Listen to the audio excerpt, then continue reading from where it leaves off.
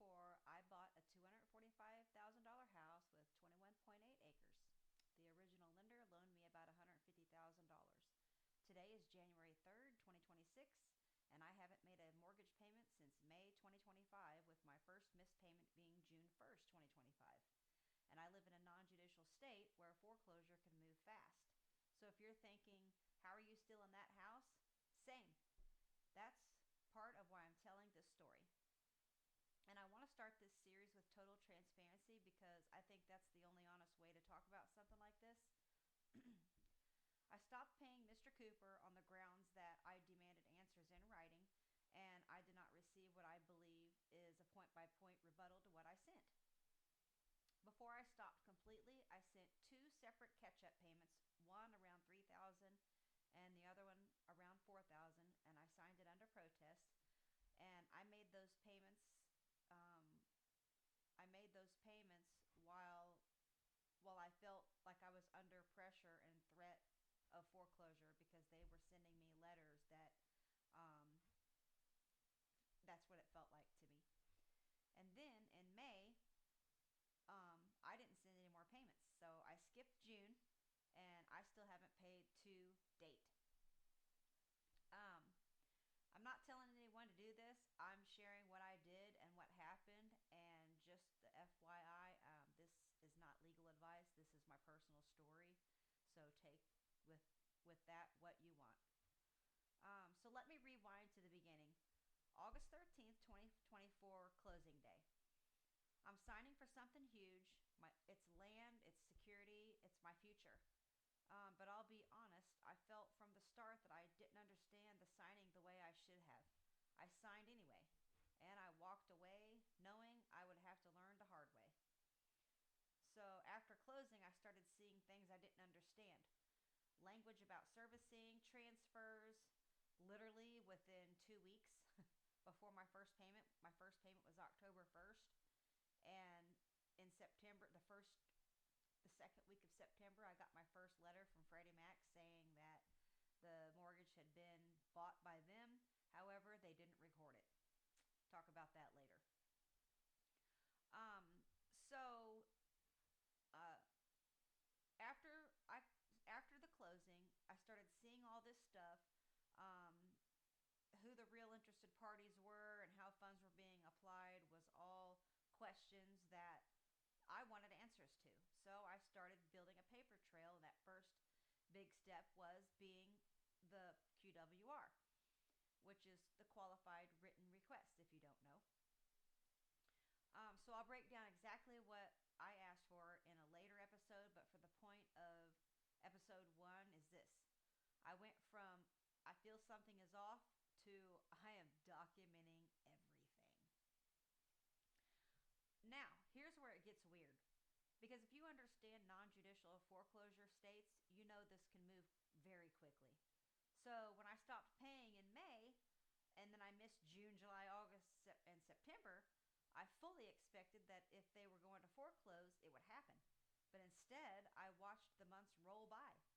And then I was absolutely baffled when Mr. Cooper transferred my loan to SPS effective October 1st, 2025. Mind you, I was doing all the administrative work in the background, filing um, defaults and estoppels and commercial liens, all in the public record, as well as newspaper ads for 3 weeks and affidavits of publication, the whole 9 yards. So let me back up because something else happened in the middle of all this. On June 17th, 2025, I filed a quiet title complaint. Mind you, this is 3 weeks into my June 1st payment being late, which I knew that I wasn't going to be paying them again because they weren't answering my QWR demands. And I sent Flat Branch Mortgage, who is the original lender and the company named on the recorded deed of trust, a rescission of signature. It was based on what I believed were violations and discrepancies, including concerns about assignments and misapplied funds. So now it's actually July 23rd, looked up on CaseNet and I've seen that Flat Branch had filed a disclaimer of interest. However, in that disclaimer of interest, they mentioned the reason they were disclaiming interest is because they had sold the note to MERS. And Mr. Cooper was the new servicer. Well, I didn't like that language, and I didn't want that in the in the record on in my court case. So I struck it out. And on the September 26th hearing, um, we got together and went back and forth about why they, because there was an argument they had sent me back in February when I had sent them Freddie Mac and Mr. Cooper the QWRs. Flat Branch had mentioned that they have no interest in this and referred me to Mr. Cooper. So after I sent them the rescission of signature based on the discrepancy I had at the closing table, they immediately sent me in the mail in July that informing me that they were going to defend their interest. And I'm like, wait a minute, I thought you didn't have interest in this anymore. So I filed a motion for judicial estoppel based on contradictory statements from them trying to expose their credibility. So, uh, anyway, I'm going to talk about September 26th, which I consider my when I got my first small win, and I'm going to call it a win because it mattered to me. The judge signed the opposing counsel's revised disclaimer of interest, and revised meaning they omitted any mention of MERS or Mr. Cooper, and that satisfied me.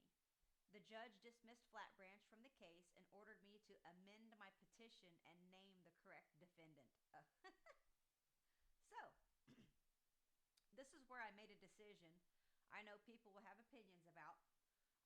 And after a lot of deliberation on strategy, I chose to name the correct defendant as nobody.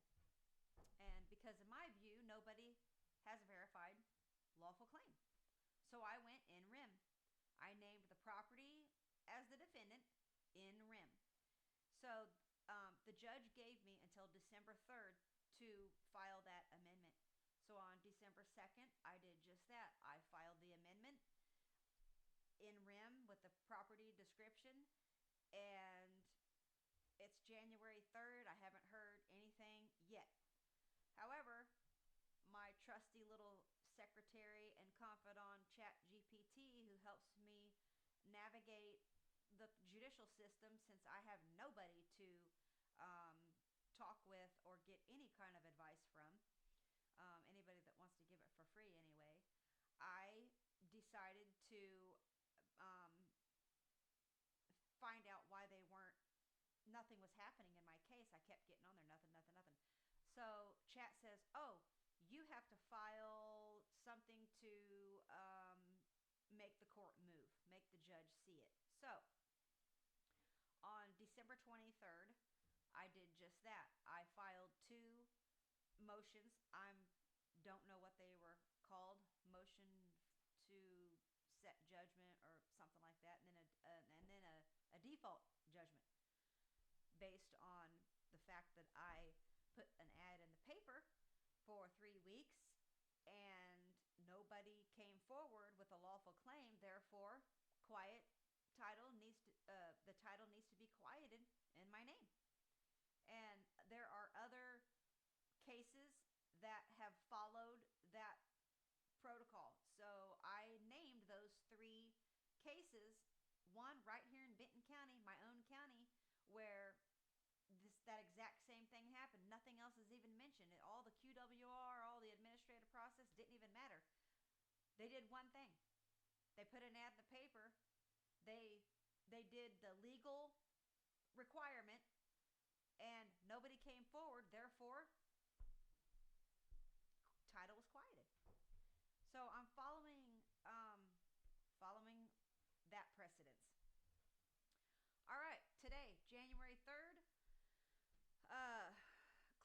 was August 13th, 2024. Payment dispute escalated under protest. Catch-up payments. The payment stopped in May. First missed one was June. Quiet title filed in June 17th. Flat branch hearing was September 3rd. Revised disclaimer signed September 26th. Then the transfer came. I'm not sure if I talked about that because I'm just... So, anyway, the transfer... I got a notice in the mail from Mr. Cooper at the end of September that they were transferring the loan to SPS. And I thought, what the heck? They could be foreclosing on me, but for some reason they're running. And when I got the first notice of so immediately I sent SPS a certified copy of the recorded Liz Pendens, and thinking maybe that would, make them think twice about trying to service this loan. But they didn't. They sent me a notice of transfer. It was dated September 29th, but I didn't get it until about October 1st, end of the first week of October, maybe the 10th or something. And I immediately wrote them a non-consent to contract and a conditional acceptance. I didn't do a QWR really. I straight up sent them a conditional acceptance because I didn't want to waste time.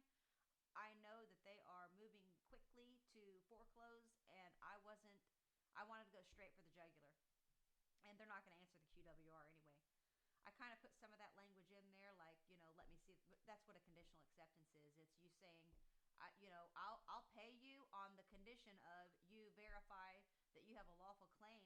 I want all the assignments. I want the chain, basically a clean chain of title from the original lender, the original loan to you.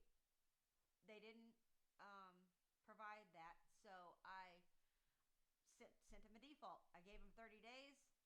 They didn't do it. They proceeded to send me a HUD thing to try to get me to some modified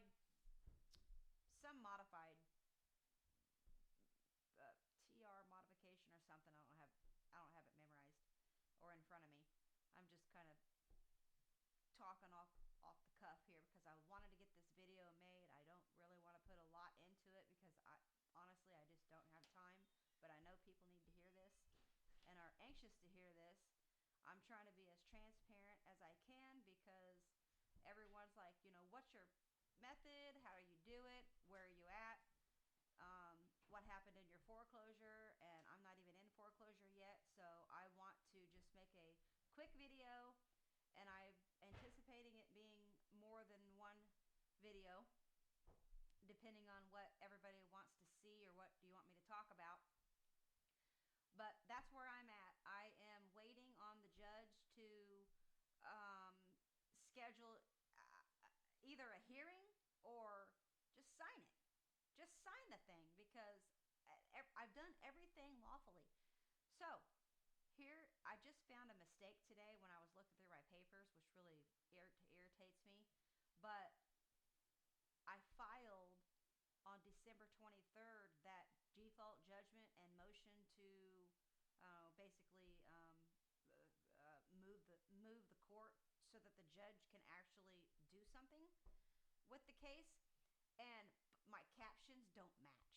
So I'm gonna have to figure out and get in there on Monday and correct the heading, or I don't know what to do. I'm gonna have to ask chat. So the headings don't match, and I'm afraid the judge is going to dismiss it because I never got the court to look at my paperwork. So anyway, that's where I'm at. No foreclosure has even been mentioned. SPS has tried to come out here and hang something on the door. However, they stopped short of the driveway end of the property because we have no trespassing and private property signs up, so they wouldn't cross the line. And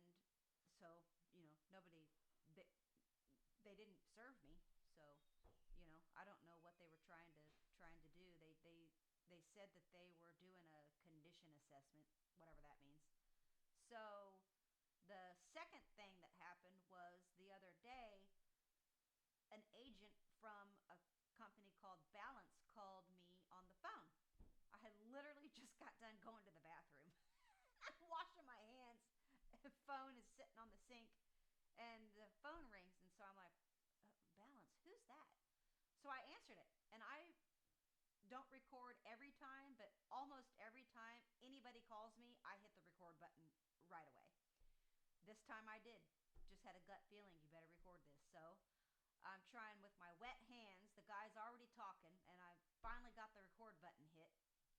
And he basically was calling me from Freddie Mac, saying, offering me counseling on getting my payments straightened out. So I told him that I had a cease and desist on Mr. Cooper, and I wasn't sure why a third party was trying to reach out to me on their behalf. And he says he's chuckling this whole time, right? Because he thinks I'm just, probably ignorant. And he's chuckling and he says, okay, well, I'm gonna write down here that you refused counseling, yada yada yada. And I said, I didn't say that, and then he hung up on me. I have all of it on tape. It's a 38-second call. So just goes down as part of the paper trail. Anyway, that's the only two things that has happened to me in regards to foreclosure action starting. Um, anyway, there's a lot more going on, but I just wanted to clear up the foreclosure thing, where I'm at with the quiet title, when my last payment was, and what state I was in with being judicial or non-judicial. So, if anybody has something in particular they want me to talk about, drop some comments. If you want me to talk about how I changed my QWR from trash to, it bites with teeth, I can tell you what I did. Or if you want me to talk about what my court strategy was, how I got my disclaimer of interest in detail, that's huge, you guys. I don't think you understand what that means, but basically, the original lender of the deal disclaimed any interest, right, title, all of it in my property. So, and this is the company that nominated MERS, nominated a trustee. So, if anybody has anything that they want to help me with or give me some kind of guidance too, I am all ears. Um, I am doing this for the collective. I'm trying to streamline it and make it accessible to everyone. So let's go.